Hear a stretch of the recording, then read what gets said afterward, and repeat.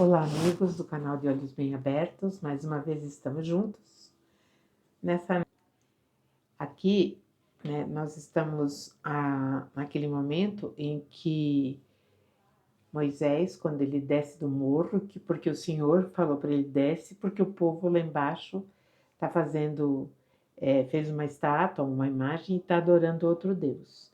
E quando Moisés desce, ele fica muito bravo, muito irritado enfim, e quebrou as tábuas. Na hora da raiva, ele quebrou as tábuas. Mas antes de nós começarmos ou prosseguirmos com a nossa, o nosso passeio pelo deserto, vou pedir para que você deixe o gostei, compartilhe o vídeo e também deixe seu comentário, porque é muito importante para nós todos, porque a plataforma entende que o assunto é relevante e passa para outras pessoas. Então, quando ele desce, ele quebra as tábuas e ele vê o bezerro de ouro ali sendo adorado, porque eles estavam eles estavam enlouquecidos, porque eles estavam com medo, né, de não terem mais nenhuma divindade. Então eles preferiram voltar então para o bezerro de ouro, que eu já falei que vinha do Egito. E Moisés vai pegar, vai queimar o bezerro, vai moer até se tornar um pó, e ele aspergiu sobre as águas. Dessa forma, tinha ali um ribeiro onde eles tomavam água.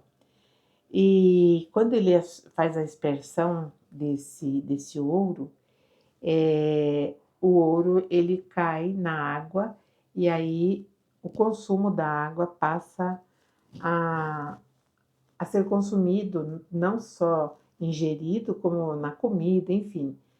Ficou muito, eu não vou dizer contaminado, mas aqui nós vamos abrir um parênteses, né, para um entendimento mais amplo do que é isso, do que acontece quando o ouro é espargido na água, né? Porque assim, se nós fizermos uma leitura, vai lá falar que Moisés, ele obrigou todo mundo a tomar a água com ouro queimado e moído, mas na verdade não ia dar, né, certo. Então ele queimou mesmo, porque o ouro, né, é maleável e quando queimado ele altera as propriedades e se misturada a outros metais, o que é o bezerro tinha outros metais, ele vai ter uma outra composição também.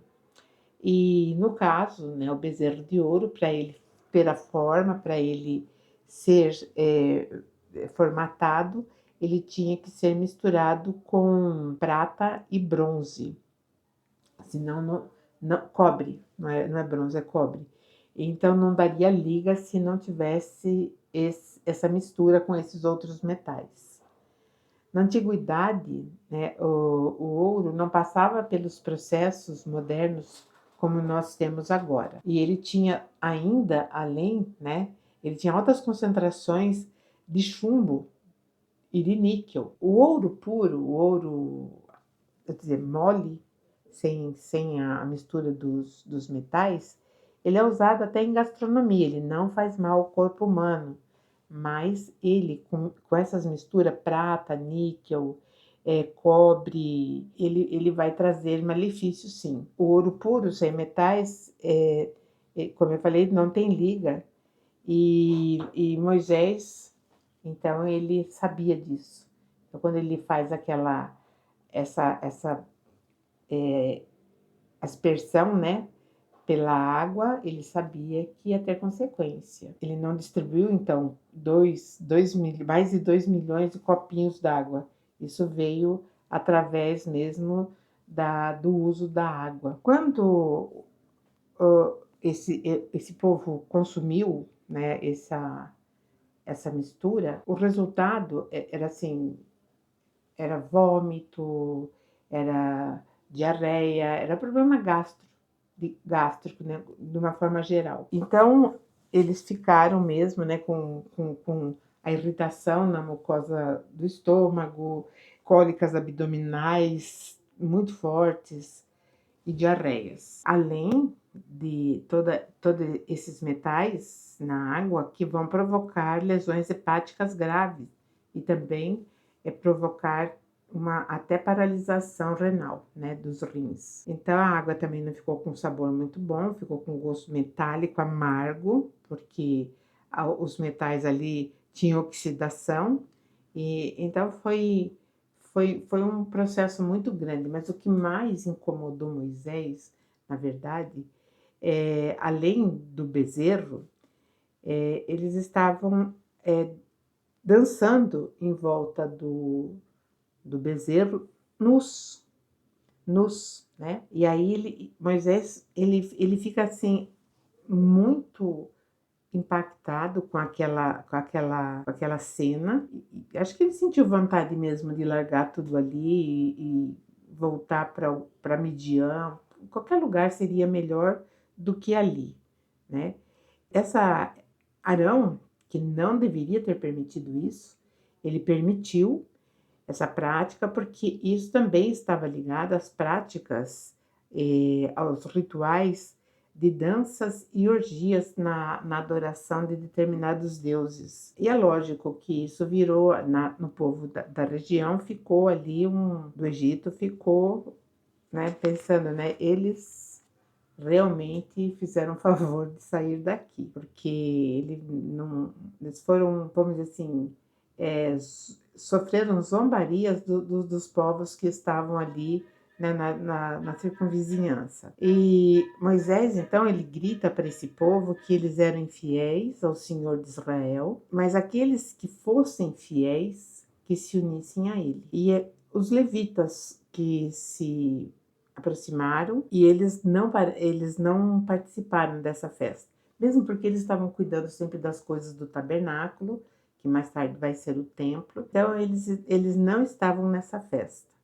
E Moisés então mandou que eles percorressem todo o acampamento de ponta a ponta e que matassem que estavam persistindo na rebelião, porque tinha os cabeças. E cerca de 3.000 homens morreram pelas mãos dos levitas. Então foi uma lição e tanto.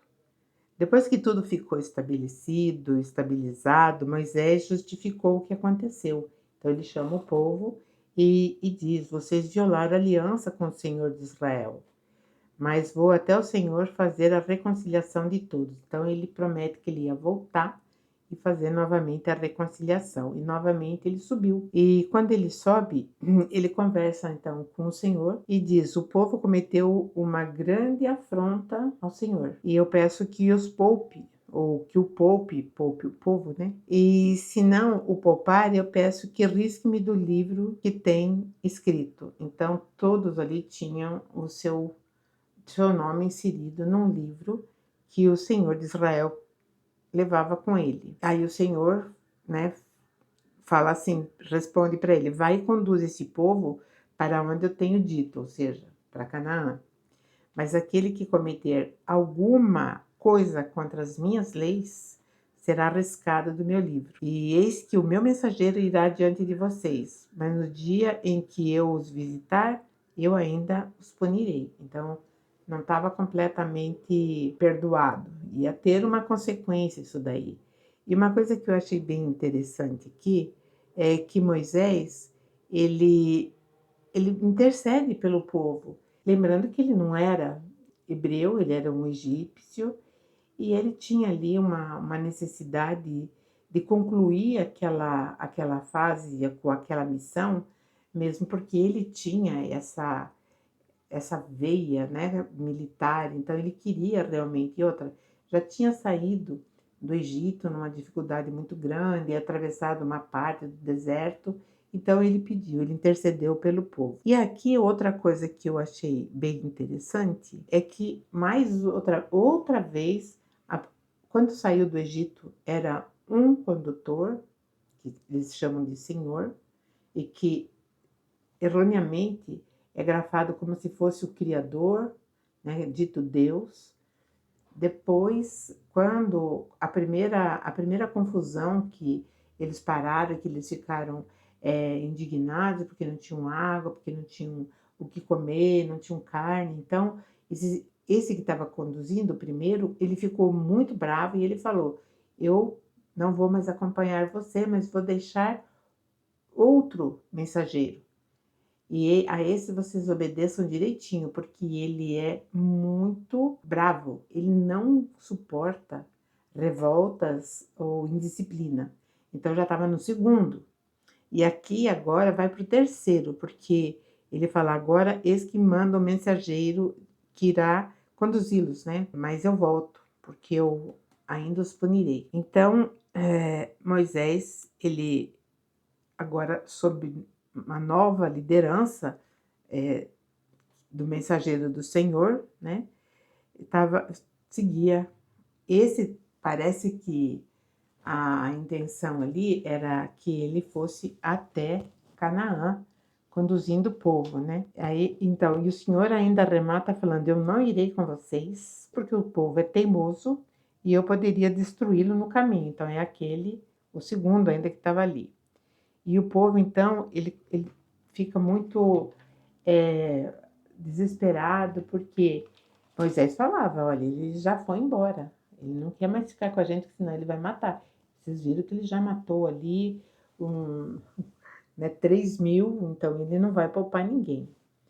E outra coisa que esse senhor, antes de se afastar, ele deu uma ordenança que os hebreus não usassem mais joias.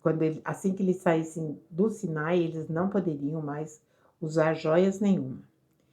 E Moisés, então, ele armava o tabernáculo a uma certa distância do acampamento. Então, sempre tinha uma distância aonde não era muito longe, mas tinha uma distância. E as 12 tribos, elas ficavam distribuídas ordenadamente em volta do tabernáculo, mas o tabernáculo sempre ficava mais adiante.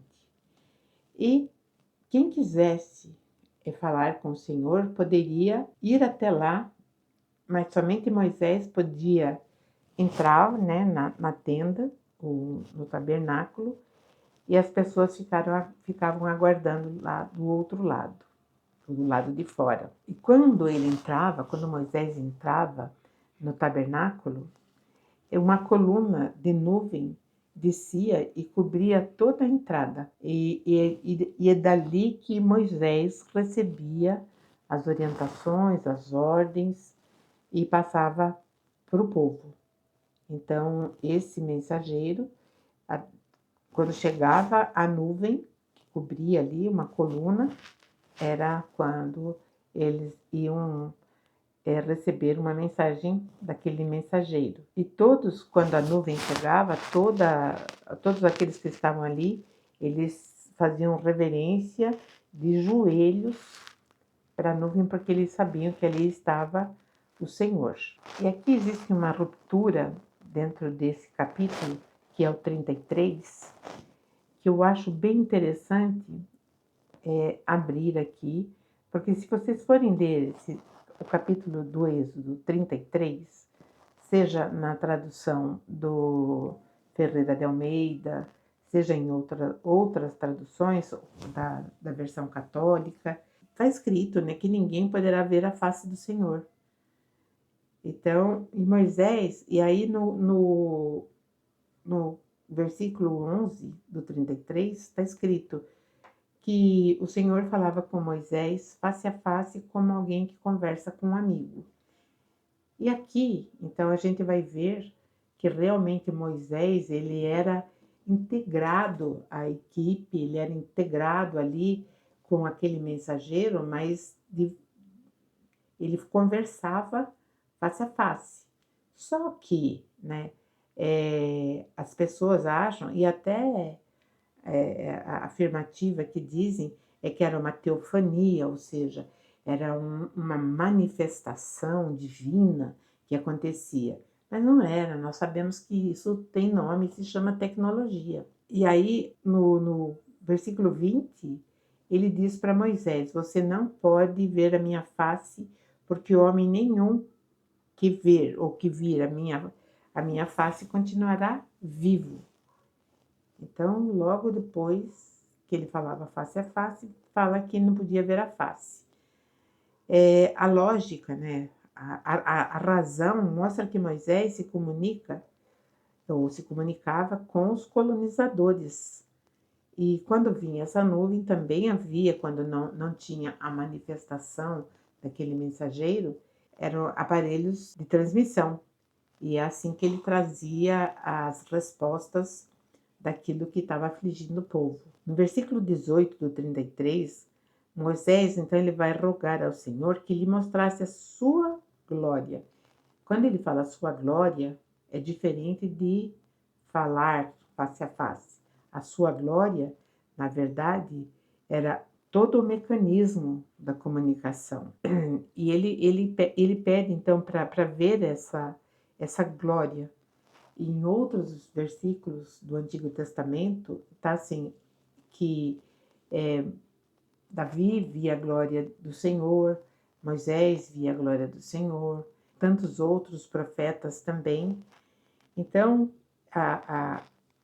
ele recebe assim, né, que a orientação, ele vai receber uma orientação do Senhor, e essa orientação é a precaução para que Moisés realmente não morresse, quando ele visse a face do Senhor. E o próprio Senhor vai explicar. Quando ele fala, então, minha glória, minha face, são traduções para uma espaçonave, usada pelos colonizadores.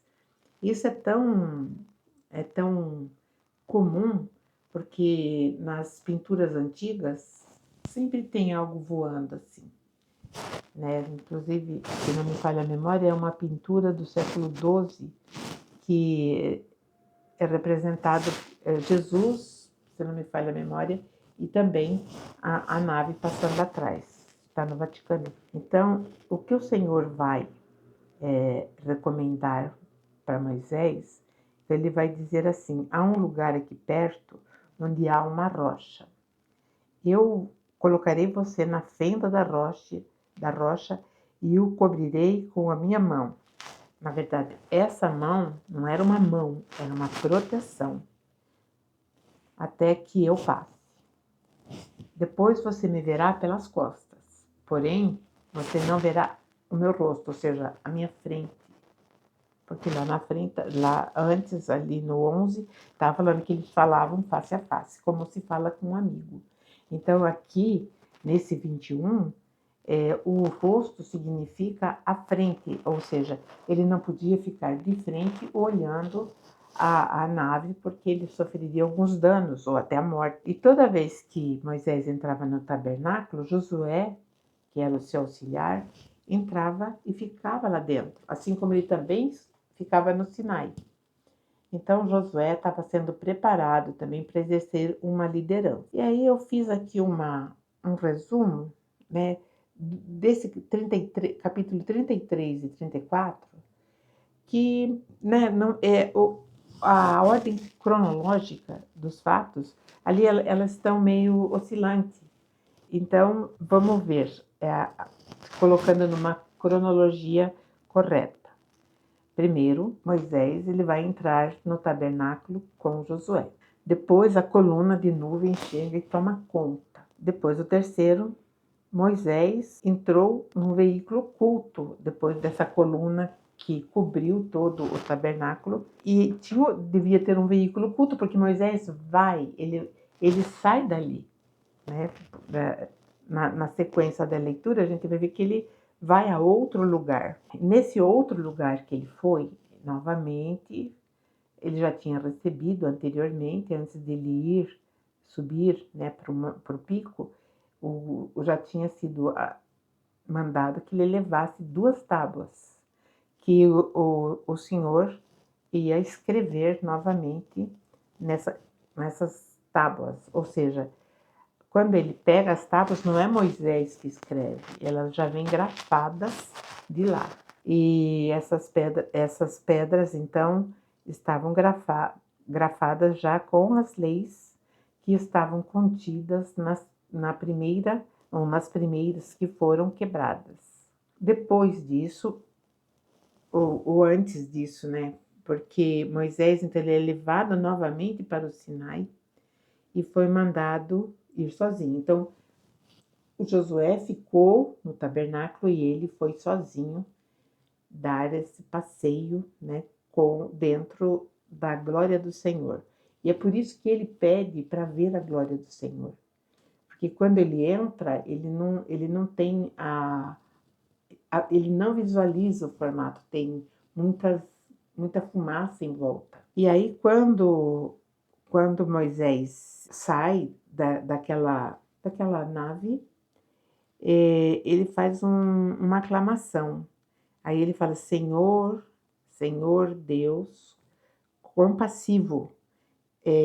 Na tradução hebraica, na tradução nossa aqui, em português, do Brasil, está escrito misericórdia e piedoso.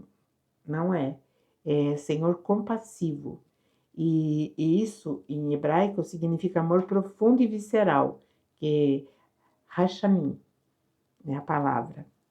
Então ele fala, tardio em irar-se e em grande beneficência e verdade. Ele fala então, né?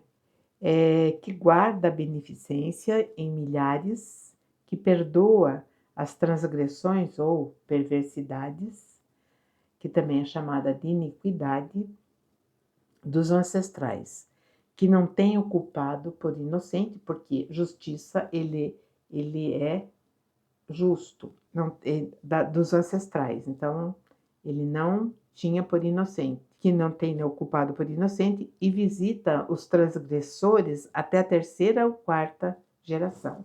Essa visita, nós vamos entender que são os renascimentos. Então, porque mais na frente, o profeta Ezequiel, ele fala que os filhos não respondem ou não são punidos pelos erros dos pais. Então aqui ele fala até a terceira ou quarta geração significa renascimento.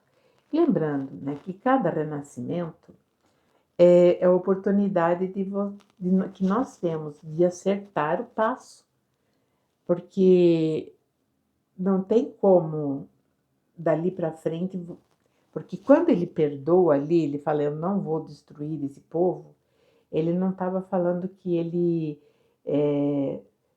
iria esquecer aquela transgressão tão grave que foi a dança em torno do bezerro, né, com toda a nudez, com tudo aquilo que era completamente contrário às propostas desse Senhor de Israel. Então, dali para frente, os renascimentos aconteceriam e aí eles teriam oportunidade de se reajustar dentro das leis por esse Senhor estabelecido. Então, nós vemos que a reencarnação, que muitos não acreditam, dentro do cristianismo, a Igreja Romana não aceita, os protestantes não aceitam, e os espiritualistas, como os espíritas, umbandistas e outras denominações que não estão vinculadas nem ao protestantismo nem ao catolicismo, eles aceitam a reencarnação. Então sabem que é necessário, sim, nascer de novo para que a gente possa conhecer outras dimensões conscienciais. Não é porque a gente vai para o céu ou para o reino do céu. O reino do céu são todas as dimensões. Nós estamos na terceira. Quando dormimos, vamos para a quarta. Quando desencarnamos, aí rompemos definitivamente com a terceira e aí ficamos ali na quarta. E quando nós temos a nossa consciência mais expandida, mais dilatada pelo conhecimento, então nós adentramos na quinta. E aí nós temos outro comportamento. Nós podemos voltar para a quarta e para a terceira, mas já em tarefas, em assistência, não mais como espíritos errantes que não se encontram, né? Então, quando a gente pensa nisso, sobre essa quarta dimensão, na verdade, ela é muito próxima de nós e ela é muito materializada. Quem já teve a oportunidade de ler Nosso Lar, de ler obras que falam de colônias, essas colônias estão na quarta dimensão. Quando nós dormimos, nós passamos para ela. E quando nós estamos cansados num transporte coletivo, que nós cochilamos, nós entramos também na quarta dimensão. Então é muito fácil entender isso agora. E essa promessa assim dos renascimentos é justamente para entrar em dimensões melhores, mais evoluídas, que aí se convencionou de chamar de reino do céu. Mas a Terra faz parte do reino do céu, porque tudo que o Criador, o nosso Pai, criou é o reino do céu. Mas essas dimensões é que fazem a diferença. Nós vamos falar mais sobre isso, porque é um assunto muito interessante. Então, mais uma vez, deixem o like, compartilhem o vídeo, façam seus comentários e um grande beijo para vocês. Até mais.